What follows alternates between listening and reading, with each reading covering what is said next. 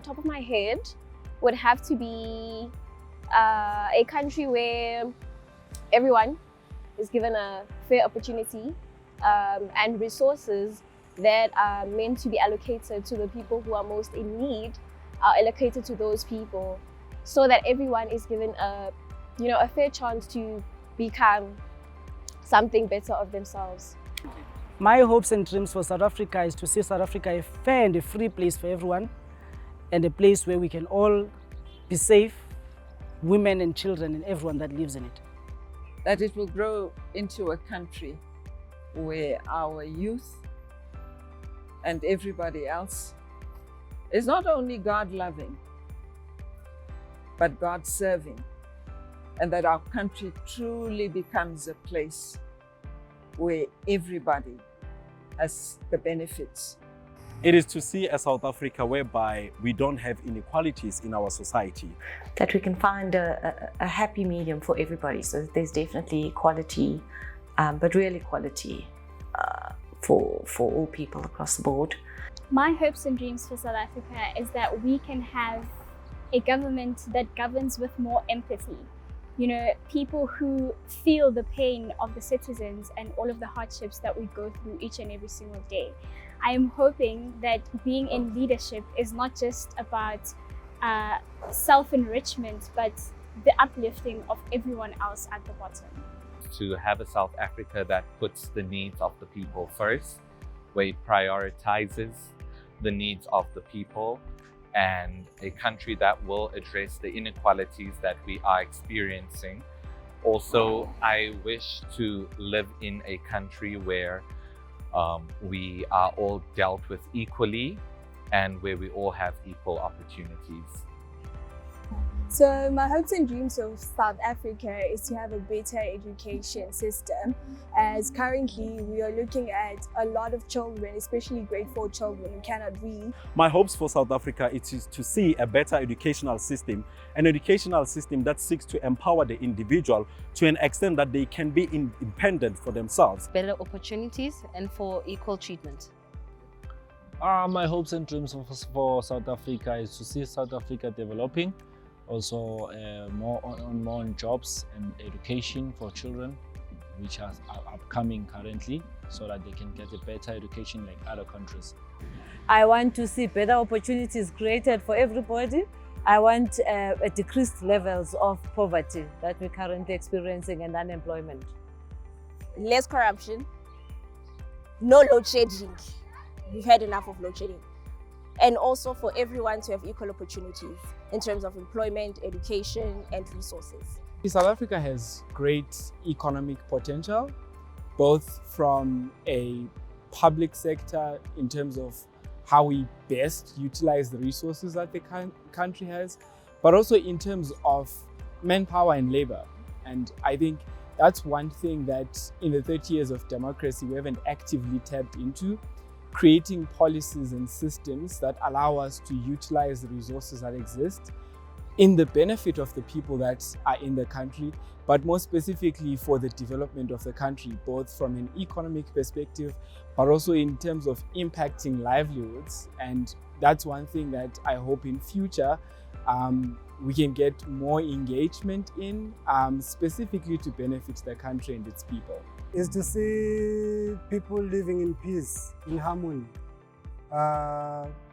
see us working together in everything, holding each other like we are one people.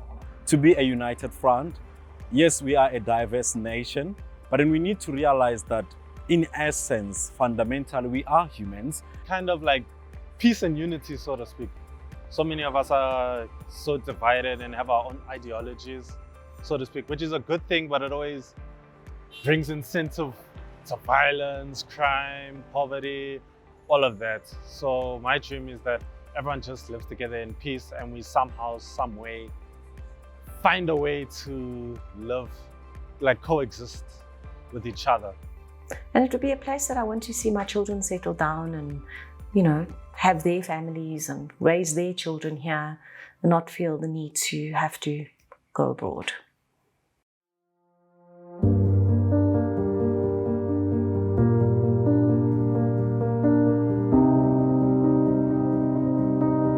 my disappointments are that people who were put in position or in place of ensuring that the needs of others are met have since abused that power and used it to their own benefit. So yeah, I think that would have to be my greatest disappointment. My disappointments are so many. My disappointments are that 30 years after we had our first democratic elections, our country has gone backwards so much. City of Johannesburg is filthy. Service delivery has gone down. We've got no water, we've got no electricity. For me, it's a disappointment on so many levels. I can't even express it. From the people we have trusted, we put in power for over 30 years. They have done nothing for us. The things that we expected from them, none of them came to pass. My disappointment in South Africa is that the statistics of the number of children who cannot read have dropped, and it's been an ongoing thing, and there seems to be no change. We are at a point whereby some of the youth are able to get tertiary education, but they do not have the resources or the opportunity to use those resources. Our unemployment is so high, yet we have graduates, people who do have the skills and the knowledge. I'm more disappointed with the way our country's being run. I think a lot of the things are not taken advantage of in terms of opportunities that we have. So we find ourselves at the raw end of the deal in a lot of cases. South Africa has failed the youth, especially in the education sector, and as well the senior citizens that voted 30 years ago. My disappointments in South Africa is the bribery and the nepotism that's around. Currently, my disappointment with South Africa is based on drugs, the way the drugs are so much in South Africa, and also the way corruption is in South Africa. We've had democracy. We've had it. Our people, they have had political empowerment, but in what has been lacking, it is economic empowerment. And then to see that even after 30 years, most of our brothers and sisters, they are not economically empowered, it does break my heart. It does break my heart. And then I would love to see a government that prioritizes the people of South Africa and not their self-interest. My biggest disappointment in South Africa is the failure of state institutions, both from a governance perspective to an administrative perspective. For instance, when you look at the state of policing in South Africa, you have high levels of crime and very little work being done by the police force and the individuals involved in law enforcement to ensure that there is active combating of crime, but also solving crime that has happened and putting up measures that ensure that we don't get the perpetuation of crime. But secondly, in terms of general administrative power, both from a governance perspective in government, we see a lot of failures in terms of accountability systems, which has enabled the corruption to be rife in the country, because you don't get basic accountability from a prosecutional perspective, from even an oversight perspective. Most of the corruption that happens in this country shouldn't have happened to begin with, because there are systems, measures, and regulations in place that are meant to prevent it from happening. But a basic failure in those administrative services has led to rampant corruption, rampant crime. My disappointments in SA, it's a lot. And that's a lot coming from a guy that has yet to still live a full life and get first-hand experience. It's mainly crime, poverty, poor service delivery, like in government hospitals. I know a lot of people that didn't get the best delivery there in time, and it hinders the healing quality, so to speak. Like a few months ago, there were fresh-born babies that were put in boxes, like cardboard boxes, there in the corner in a hospital. That's my disappointment there. That's one of the pet peeves. So my disappointments so far are that the economy has continue to either be stagnant or regress. It's not growing. There aren't too many opportunities for Black South Africans. I guess it has even limited opportunities for your white South Africans, if you want to call it that. But what is the biggest issue for me is that we have a whole lot of the youth that you go to school. We used to believe that studying is your ticket to a better future. But today people study and they still sit with no employment. And that, I think, has been the biggest disappointment. With high crime rate, that is the biggest issue. My disappointments in South Africa is firstly the justice system. I feel like that this system has really failed a lot of people within the country, where a lot of injustices happen against our people and it is not dealt with accordingly. There is also a lot of social inequalities that are experienced on a day-to-day basis, and this is not fair towards the people of this country. There are a lot of empty promises that are made during election seasons, and many of these promises are not fulfilled, and just a lot of basic needs are not met by the people of South Africa through the government systems. Lack of a proper power supply. So the load shedding is just, it gets everybody down. The corruption is just, I mean, it's just awful. Just the lack of care, I think, generally. And that there's become this selfish attitude that everybody's, in it for themselves. And so the care of our environment, our common environment, the care for people, the concern, just seems to have disappeared. And that's disappointing. It's disappointing that there's no faith in our police services, and that, if you need to go to a government hospital or a clinic, that you have to be there at 4 o'clock in the morning in order to see a doctor, and things like that. That's just really disappointing, that people are not put first in our country.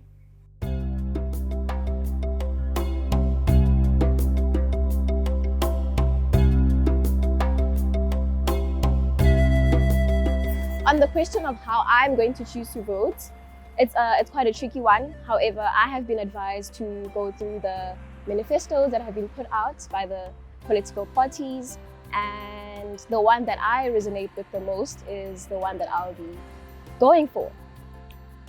I'm still in the process of discernment, because I think these elections are the most difficult. I'm not sure how I'm going to vote even right now. We've got many more parties. They tell us what they're going to do, but they don't tell us how. And I mean, if you walk into a filthy house and you say, I'm going to make this into a palace, yes, that's well and good, but how are you going to clean up? And how long is it going to take you? And what are your expectations from the population? Because I think they give us the impression that they who are governing and are wanting to govern will fix everything, but they can't fix that without us. So they must at least tell us, this is what we want to do and this is how we want you to help us do that. As for me, my slogan is, when someone wants to help people, he tells people the truth. When someone wants to help himself, he tells people what they want to hear. So I'm listening to who is telling the truth, not who is telling what people want to hear. That's how I will decide how I'm going to vote. My decision is going to be based on someone who shows us action, and not someone who's just going to say something that we all want to hear. I think the first step is to do adequate research on the parties. There are manifestos, there are past portfolios on how parties have governed not only this country, but smaller regions like townships. And I think the first step is to be well informed? Honestly, first thing I'm gonna pray about it. If there's no answer, I'm just gonna look at the sheet and anything but the current patch. I'm not gonna say which current patch. But just random selection after praying and no answer, then random selection. I'm not really a political person, but I think just for loyalty, I'll vote. I think I'll just have to descend and lodge my vote at the right place, and we'll see what change we'll get. I think I will have to pray and also check who is promising the best qualities for South Africa. And I think I'll go for it. My criteria is the criteria that I haven't used in a long time. My criteria is to go through the manifestos of the promising parties and then to check which aligns well with what will better South Africa. What I'm saying is that, yes, being loyal to a party, it is a good thing, but then sometimes it gets to a point whereby you are being loyal to a party, but then that party doesn't prioritize you. So my strategy is to actually look at the manifestos of all the parties, hopefully, and then check which ones they prioritize are the people of South Africa. Obviously, I'm looking to a party that believes in changing, in bettering our education system. I'm looking to a party that is willing to solve the load shedding issue. I'm looking to a party that will actually get health facilities near to those rural areas. I'm looking for a party that will uplift its people. I'm looking for a party that has a mission to actually eradicate poverty. And I'm looking for a party that can afford us just the basic needs of human life.